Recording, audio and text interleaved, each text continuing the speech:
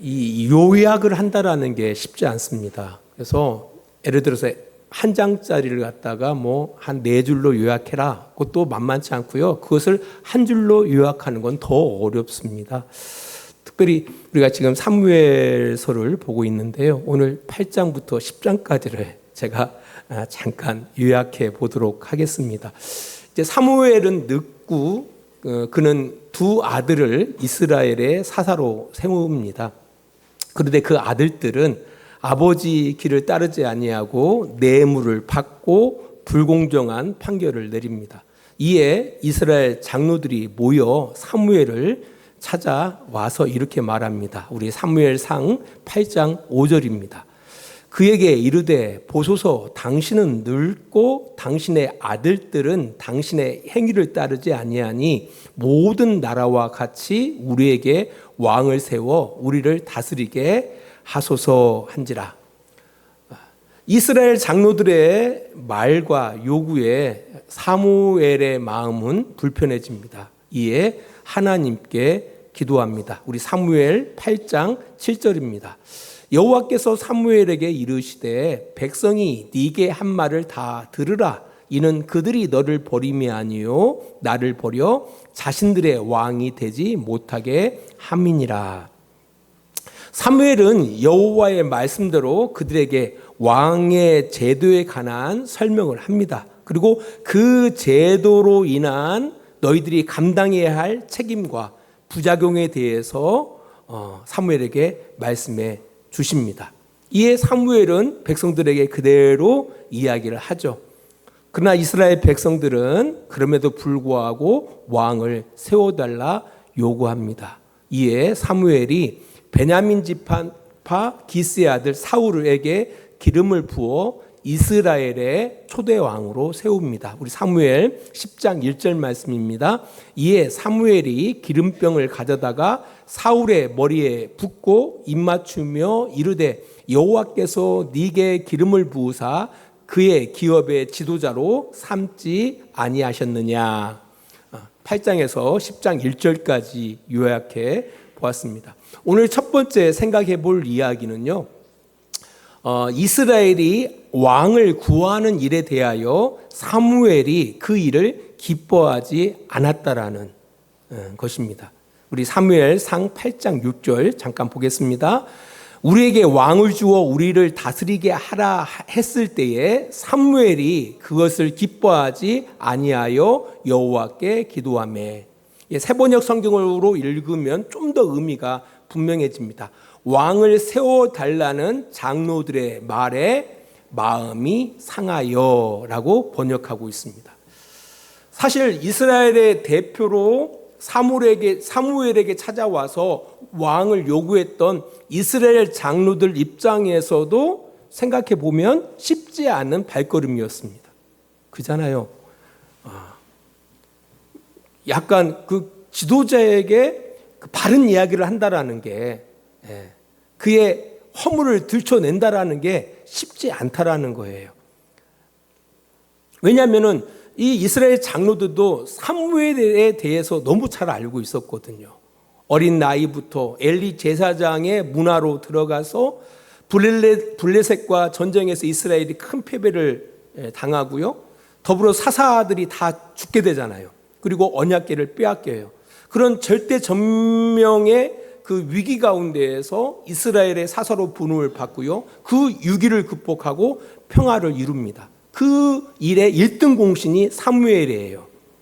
근데 그런 그에게 당신 이제 늙었고 당신이 세운 두 아들은 당신과 같지 않으니 이스라엘의 미래가 걱정됩니다. 우리도 다른 나라처럼 왕을 세워주십시오 라고 청하는 것이 쉽지 않았을 거라는 거예요. 근데 그럼에도 불구하고 이스라엘 장로들은 불편했지만 이스라엘의 대표로서 사무엘에게 찾아와 어렵게 그 부탁을 하는 겁니다.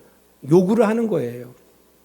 그런데 그 이야기를 하나하나 뜯어보면 틀린 말이 하나도 없어요. 사무엘은 늙었고요. 사무엘이 사사로 세웠던 그 두 아들이 아버지 같지 않아요. 오히려 이스라엘에게 패만 되어지는 거예요. 다 맞는 이야기예요.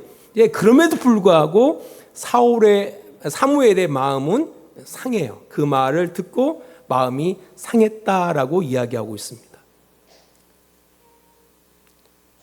이제 그리고 그 마음을 가지고 하나님 앞에 나와서 기도할 때에 8장 7절을 바라보니까 여호와께서 사무엘에게 이르시되 백성이 네게 한 말을 다 들으라. 이는 그들이 너를 버림이 아니요 나를 버려 자신들의 왕이 되지 못하게 함이니라 라고 말씀하십니다. 여기 중간에 이런 말씀이 기록되어 있어요. 너를 버림이 아니요 나를 버려 라고 번역하고 있는데요. 너 누구를 이야기해요? 사무엘을 이야기하는 거예요. 그러니까 사무엘의 마음속에 그가 불편했던 것은 마음이 상했던 것은 자신이 누구로부터 이스라엘 백성들로부터 버림받았다라는 그런 마음이 들었기 때문에 마음이 상한 거예요. 그러니까 왕을 세워달라는 이스라엘 장로들의 말은 이제 사사 필요 없습니다라는 이야기거든요. 당신 늙었고 쓸모 없어졌다라는 얘기예요. 그러니까 사무엘의 입장에서는 야, 이것들이 나를 말 그대로 무시하는구나, 이것들이 나를 폐품으로 생각하는구나, 이렇게 생각했다라는 거예요. 그러나 앞에서 말씀드렸던 것처럼요, 이 사무엘은 정말 대단한 사사였어요. 여러 사사들이 등장했지만 그 가운데 사무엘이 최고였어요. 우리 사무엘상 7장 14절을 보겠습니다.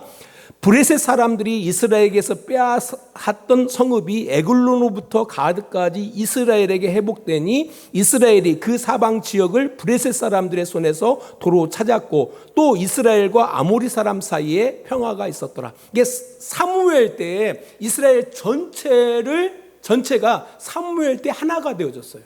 이전까지는 그냥 그 12지파, 이스라엘 12지파로 구성되어져 있잖아요. 서로 물고 뜯고 하면서 시끄러웠거든요. 그런데 사무엘 때에 이스라엘 12지파가 한 공동체를 이루고 있었다라는 겁니다. 뿐 아니라 평화가 있었어요. 진짜 평화가 있었다라는 겁니다. 그리고 이 사무엘은요, 자기 사익을 쫓지 않았어요. 그러니까 하나님과 사람들 앞에서 정의롭고 공정하게 살아가고자 철저하게 하나님께 엎드렸던 사람입니다. 지난번 말씀드렸는가요? 그 택시 타다 보면은 이렇게 기도하는 이렇게 상이 있잖아요. 그 사진의 주인공이 어린 사무엘이에요. 사무엘 하면은 기도하는 사람이에요. 그러니까 자기 마음대로 살지 않았어요. 어떤 문제가 되든지 간에 그 문제를 가지고 누구 앞에 나가서 하나님 앞에 나가서 하나님의 말씀을 듣고 그 말씀대로 실천했던 사람이 바로 사무엘입니다. 그러면 그런 질문을 할 거예요. 그런데 왜 두 아들을 사사로 세웠을까? 실력도 안 되는데. 참 그런 것 같아요. 엘리 제사장도 두 아들을 제사장으로 세웠다가 그 가문이 망하는 거 아닙니까? 그러니까 참 어려워요. 목사님들, 특별히 자녀들 참 어렵습니다. 저 주변에도 그래요. 보면은 아버지만한 자녀들이 별로 없어요. 그렇더라고요, 보니까. 아무튼. 그래서 내가 패물 취급 당하고 있구나, 이런 섭섭함이 사무엘에게 있었다라는 겁니다. 이런 이야기를 이렇게 말씀드릴 수 있는 것은요, 나중에 사무엘이 이스라엘 백성들의 요구대로 왕을 세워주죠. 그리고 사사직을 마무리를 해요. 그때 이스라엘 백성들에게 이렇게 말합니다. 이게 사무엘이 뒤끝이 커요. 사무엘 12장 3절로 4절입니다.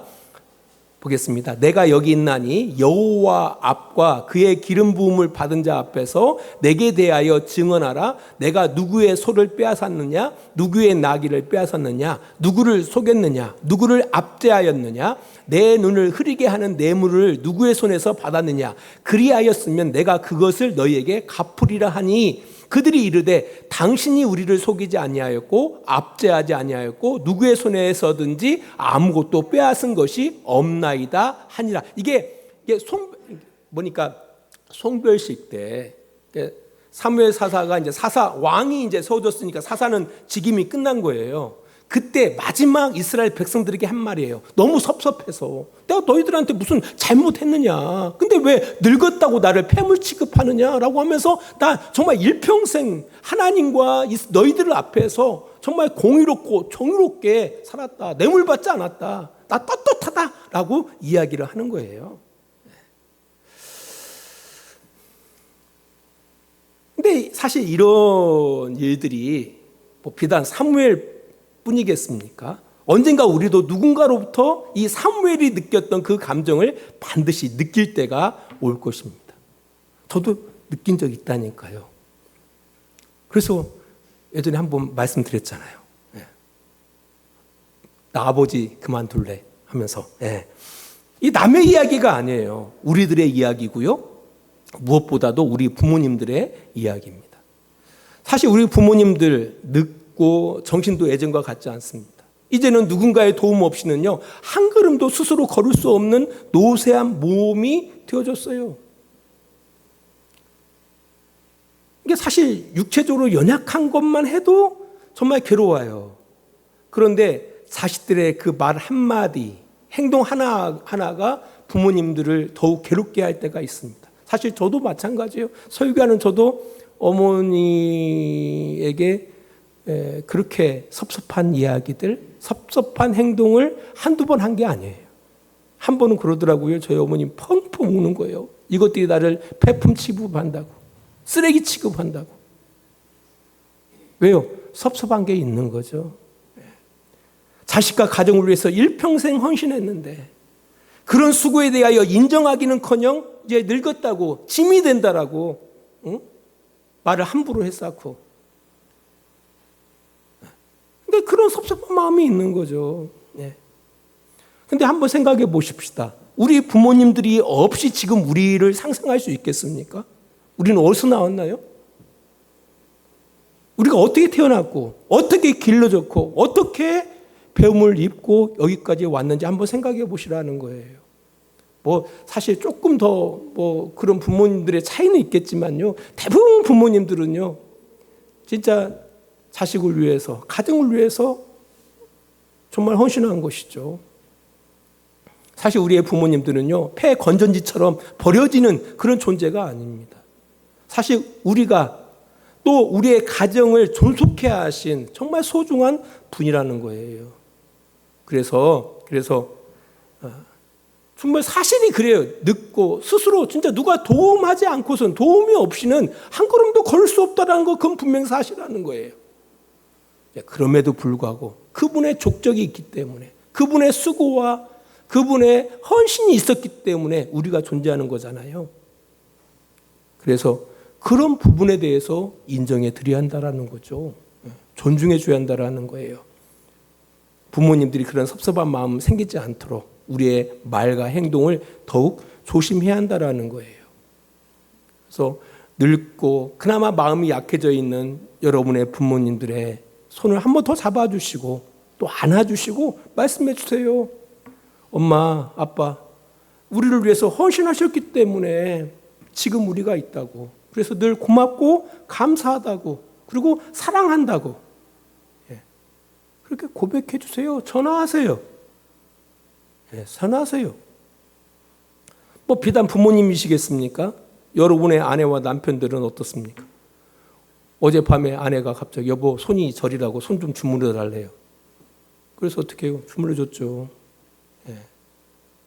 주물러 줬죠. 그렇게 고생해서 가정이 세워지는 거 아닙니까? 그렇게 고생해서 자녀들이 키워져 가는 거예요. 그리고 남편이 내가 그렇게 지지를 받고 그나마 남편 역할을 하는 거죠. 그래서 여러분의 남편과 여러분의 아내들에게도 그렇게 좀 인정해 주시고 칭찬해 주시기를 바랍니다. 사실 아내들이 가장 비참할 때가 언제예요? 내가 애쓰고 수고했는데 그것이 인정받지 못할 때, 나의 그 수고와 애씀이 완전히 부정당할 때 정말 비참해지지 않습니까? 그런 부분들이. 가장 인정해 줄 만한 자녀들이, 가장 인정해 줄 만한 나의 남편이, 나의 아내가 그런 부분에 대해서 인정해 주지 않을 때 정말 마음이 상하는 거죠. 그래서 아무튼 그러니까 이 이스라엘 장로들도 나름대로 싱거운 발걸음을 했어요. 하는데 꼭 그렇게 이야기했어야 할까? 당신 늙었고 당신 자식들 금양 급골이니까 꼭 이렇게 이야기했어야 할까? 예. 분명 사실이지만 그래서 오히려 아무튼 우리와 우리의 가정과 우리의 공동체를 있게 한 이들의 헌신과 사랑을 우리가 기억해 주고 인정해 줄 줄 알고 감사해 줄 줄 아는 그런 우리 성도님들이 되시기를 축원합니다. 두 번째 우리가 생각해 볼 부분은요. 이 일을 여호와께서도 기뻐하지 않아요. 근데 그럼에도 불구하고 그들의 말을 들어서 왕을 세우라 하십니다. 이 부분을 우리가 한번 생각해 봤으면 좋겠습니다. 우리 사무엘상 8장 22절입니다. 여호와께서 사무엘에게 이르시되 그들의 말을 들어 왕을 세우라 하시니 사무엘이 이스라엘 사람들에게 이르되 너희는 각기 성읍으로 돌아가라 하니라. 사실 이 사무엘이 그 마음이 기뻐하지 않는 가운데 하나님 앞에 기도할 때 하나님 뭐라고 말씀하셔요? 이스라엘이 너를 버림이 아니라 나를 버린 것이다 라고 말씀하셔요. 그러면서 하시는 말씀이 들어주라는 거예요. 들어줘라. 그들의 요구를 들어주라는 거예요. 왜 하나님께서는 그랬을까? 분명히 하나님의 뜻이 아닌데, 하나님이 기뻐하시는 것이 아닌데, 하나님이 기뻐하지 않는 이스라엘의 요구에 대해서 하나님께서는 들어주라 말씀하시는 거예요. 왜 그렇게 행하셨을까?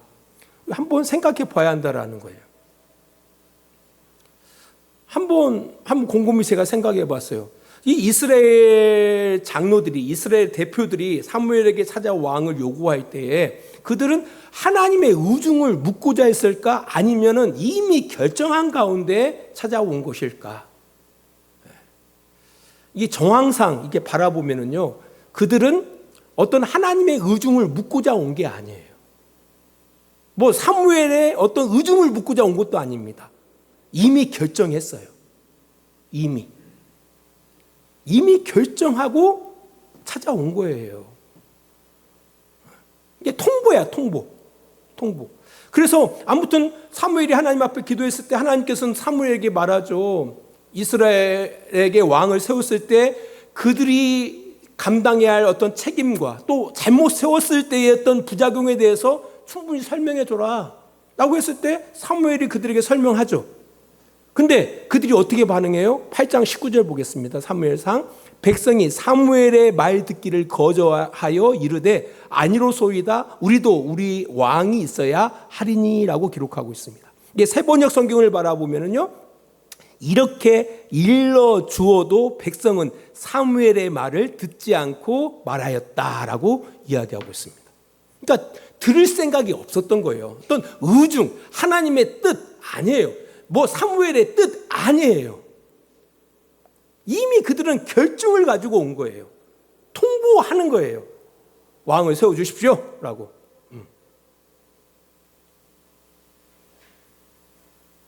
그런 거예요. 그러니까 하나님도 어쩔 수가 없어요. 가끔 어떤 성도들이 목사님 기도해 주세요라고 어떤 제목을 딱 이야기했을 때 제가 그 목회를 갖다가 건성으로 하지 않았잖아요.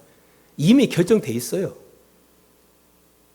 이미 결정을 가지고 오는 거지. 뭐 목회자의 뜻을 구한다든지 아니면 하나님의 어떤 뜻을 구하기 위해서 오는 게 아닙니다. 통보예요. 나 이렇게 하겠습니다. 근데 신앙인이잖아요. 명색이. 그러다 보니까 목사님께 그 뜻을 묻고 싶고, 이게 잘한 선택인지 잘못된 선택인지 묻고 싶은 거예요. 하나님의 의중을 이렇게 뭔가 의중을 구한다라는 어떤 그런 명분이 있어 보이지만 전혀 그렇지 않습니다. 이미 자기 결정을 가지고 와서 통보하는 거거든요. 그런 경우들을 많이 봤어요.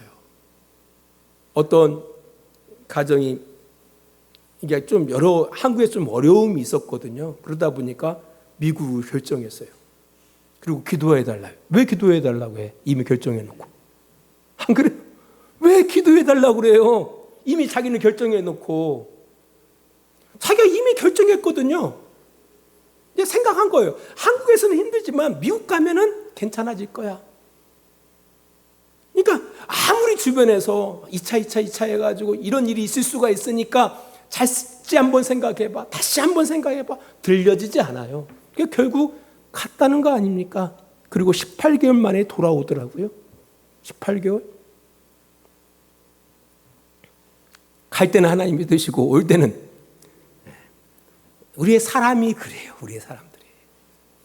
한번 곰곰이 생각해 보셔야 돼요. 우리가 이미 다 결정해 놓고 하나님 앞에 통보하는 식은 아닌가. 지금 이스라엘 장로들은요, 이스라엘을 대표해서 올 때 이미 그들은 결정을 했어요. 우리도 왕을 세워야겠다. 다른 나라들처럼. 이게 마음이 딱 결정된 상황 가운데 찾아온 거거든요. 그리고 사무엘에게 왕을 세워달라고 하는 거예요. 통보예요, 통보.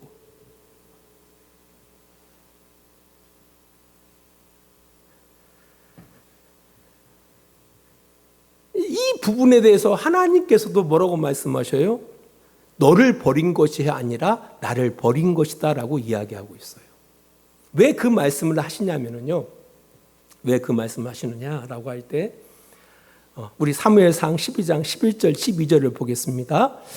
여호와께서 여룻바알과 베단과 입다와 나 사무엘을 보내사 너희 사방 원수의 손에서 건져내사 너희에게 완전하게 살게 하셨거늘 너희가 암몬 자손의 왕 나하스가 너희를 치러 옴을 보고 너희의 하나님 여호와께서는 너희의 왕이 되심에도 불구하고 너희가 내게 이르기를 아니라 우리를 다스릴 왕이 있어야 하겠다 하는도다라고 이야기하고 있어요. 이 얘기 어떤 얘기냐면요. 사사시대를 바라보면은 이스라엘 백성들이 어떤 위기에 있었을 때 하나님이 어떻게 해요? 사사를 태워서 그 위기를 극복하게 하시거든요. 그게 여룻바알이에요. 여룻바알, 기드온을 이야기해요. 뭐 베단이라는 사람도 있고 입다라는 사사도 있고요. 사무엘도 있는 거예요. 그런 사사들을 택해서 하나님께서 이스라엘을 그 위기에서 건져내신 거예요. 그리고 안전하게 살게 하셨다라는 거예요. 그런데 문제는 뭐냐면은 이 이스라엘 백성들은 생각이 달라요. 막상 어떤 전쟁이 나니까 뭐라고 이야기하고 있냐면은 이미 하나님 여호와께서 그들의 왕이심에도 불구하고 왕을 세워달라고 하는 거예요. 이게 웃기죠. 웃기죠. 하나님께서는요 이미 이스라엘 백성의 왕으로서 그들을 보호하시고 그들에게 은혜를 베푸시고 이때까지 인도하시고 있어요.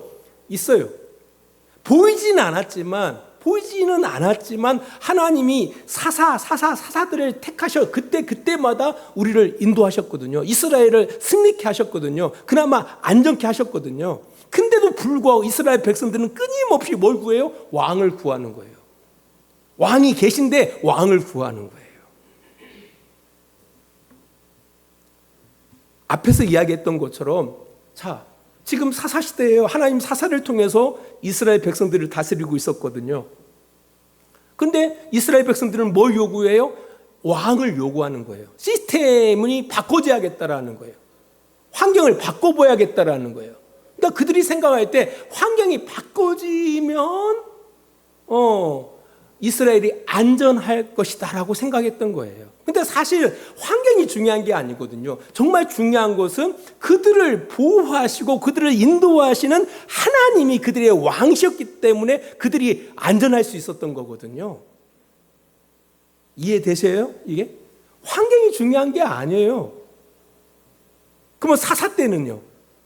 하나님은 왕으로서 그들을 다스렸던 거예요. 누구를 통해서? 사사들을 통해서 다스렸던 거예요. 왕은요, 마찬가지예요. 왕이 그들을 보호하는 것이 아니라 하나님이 그들을 보호하시는 거예요. 근데 이스라엘 백성들은 어떻게 해요?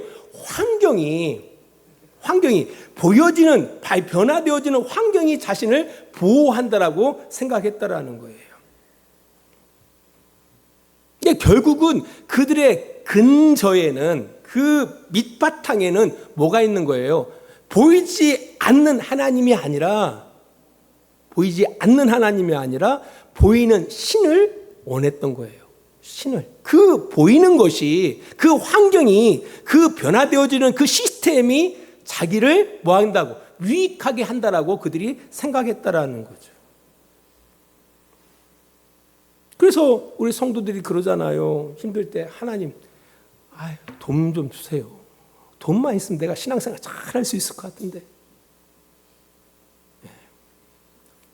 꼭 돈만 있으면 신앙생활 잘 할 것 같아요. 돈만 있으면 우리 집이 행복할 것 같아요. 착각이죠. 그게 아니에요. 그게. 사실 우리가 살아가는 모든 그 배경 뒤에는요, 하나님이 계셔요.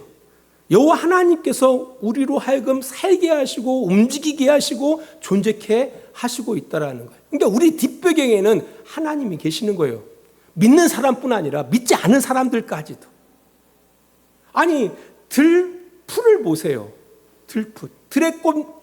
들에 핀 꽃을 보세요. 누가 그렇게 아름답게 입힙니까? 누가 아름답게 그렇게 옷을 입혀줘요? 하나님이 하시는 거거든요. 아니, 들에 핀 꽃도, 들에 피는 그 풀들도 그래요. 우리 인간들은요. 하나님의 형상대로 지음받은 우리 인간들은요. 더 하시죠. 더 하시죠. 아니, 어떤 자식들이 부모 없이 태어나고 부모 없이 자라는 자식들이 누가 있습니까? 다 부모님들이 있잖아요. 그 부모님들 때문에 그 아이들이 존재하는 거거든요. 그러면 그 부모님들은요, 이게 하나님의 선물들인 거죠. 하나님이 나를 키우기 위해서, 나를 낳고 나를 키우기 위해서 하나님이 부모님들을 주시는 거예요. 부모님들을 통해서. 꼭 이스라엘을 하나님께서 그 위기 가운데 건지시기 위해서 이스라엘에게 사사를 허락하시는 것처럼, 사사를 허락하시는 것처럼 우리가 살아가는 모든 삶의 영역 속에서 하나님께서는 여러 사람들, 그것이 때로는 동물일 수도 있어요. 까마귀일 수도 있어요. 때로는 그게 정말 이방 왕일 수도 있어요. 그런 여러 많은 사람들을 통해서 우리를 존재케 하시고 살게 하시고 움직이게 하신다라는 거예요. 이걸 아셔야 돼요, 이걸. 그럼에도 불구하고 우리는 늘 보여지는 것을 구한다라는 거예요. 보이는 왕을 구한다라는 거예요. 어떤 환경, 이 환경만 바꾸면 잘 될 것 같은데, 이런 시스템만 바뀌면 잘 될 것 같은데,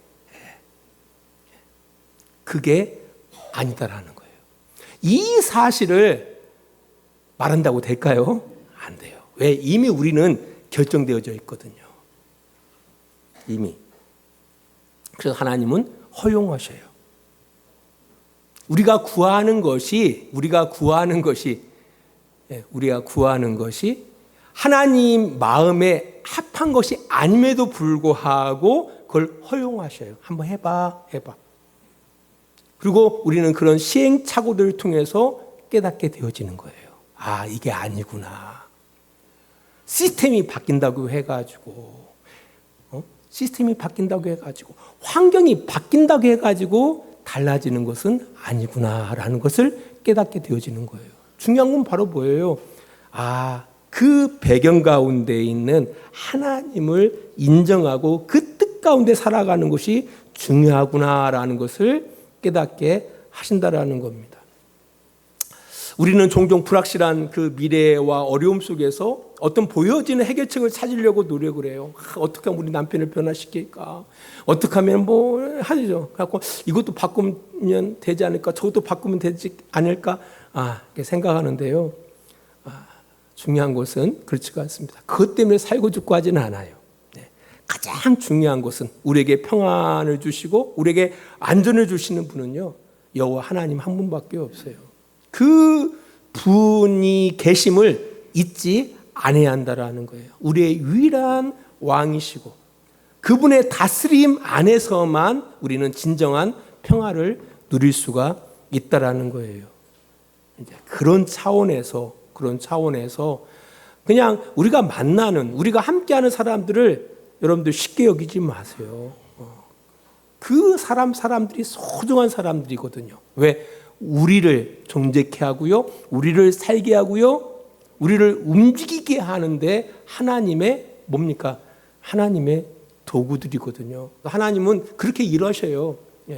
여러분, 우리가 나름대로 다 결정해 놓고 이미 뭐 누가 무슨 말을 하더라도 이미 결정되어 있어요. 하나님도 어떻게 못 온다니까요. 근데 그 부분에 대해서 하나님은 존중하셔요. 그래, 해봐. 사무엘에게 말하잖아요. 들어줘. 왕 세워줘. 아무리 야 이거 이렇게도 안 되고 저렇게도 안 되고 이런 어려움도 있고 너희들이 이런 책임도 져야 하고 막 설명해줘요. 안 들어와요. 이미 나는 결정되어 있거든요. 하나님께서는 해봐.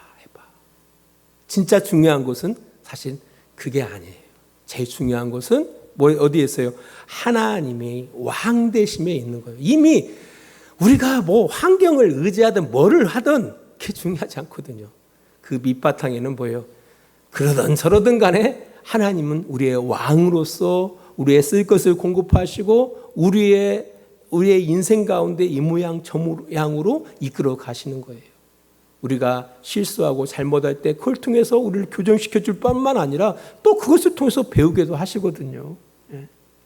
또 우리가 하나님 앞에 좋은 관계를 가지고 그 일을 행할 때 그것을 통해서 또 우리를 키워가셔요. 그 풍요로움을 누리게 하시는 거죠.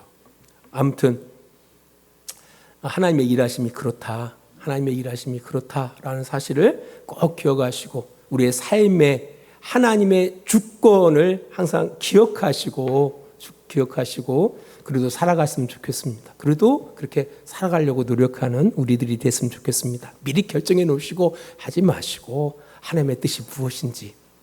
그래서 하나님이 결정하시면 내가 결정한 것도 이렇게 틀어야죠. 이렇게 그게 어떻게 보면 기도죠. 근데 이미 우리는 딱 결정해 놓고 하나님 앞에 통보해 놓고 그리고 기도했다 하고 하나님이 우리를 지지해 주셨다 하고 이렇게 하면은 우리의 신앙이 온전하게 갈 수가 없습니다. 거기는 그 헤매임이 있는 거예요. 사실 그 헤매임 속에서도 하나님께서 우리를 키워가게 하시긴 하시죠. 아무튼 이렇게 하나님의 주권을 우리가 믿고 의지하는 삶을 살아내시는 우리 주양교회 성도들이 다 되셨으면 좋겠습니다. 기도하겠습니다.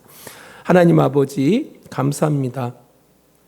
우리가 종종 보이는 것을 의지하고 하나님을 믿고 살아가는 모습들을 보게 되어집니다. 하나님 우리의 연약함과 또한 우리의 참으로 무지함, 기억하지 못하고 살아가는 이런 모습을 주님 불쌍히 여겨주시기를 원합니다. 무엇보다도 우리 부모님들, 우리의 소중한 분들의 그들의 헌신과 노력을 기억하고 그들을 향한 어떤 감사와 또 존경하는 마음들을 우리가 갖기를 원합니다. 뿐 아니라 하나님이 우리는 끊임없이 보이는 환경들을 요구하지만 그럼에도 불구하고 하나님이 여전히 우리의 왕이 되어주시고 하나님의 도심 가운데 우리가 살고 있다는 사실들을 좀 더 일찍 깨닫고 그 하나님의 하나님 되심을 인정하고 우리의 삶 가운데 적용해 나갈 수 있는 복된 성도들을 다 될 수 있도록 주님 도와주시옵소서. 예수님 거룩하신 이름으로 기도합니다. 아멘.